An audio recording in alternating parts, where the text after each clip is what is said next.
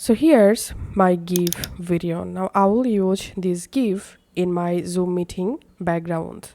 I'll show you the exact way to do it. So first of all, we have to convert the GIF to MP4. So go to your preferred browser and search for GIF to MP4. Open any of the website.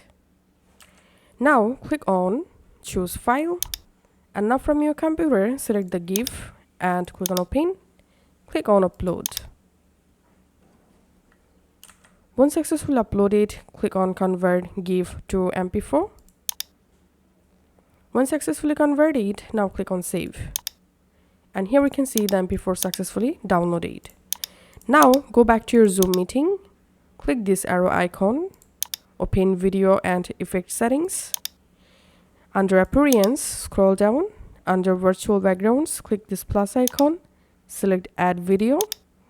And now from your computer, select the converted MP4 file and open it. After selecting your GIF or video background, now make sure to turn on your camera. And that's it. As you can see, I've successfully added GIF for my Zoom video background.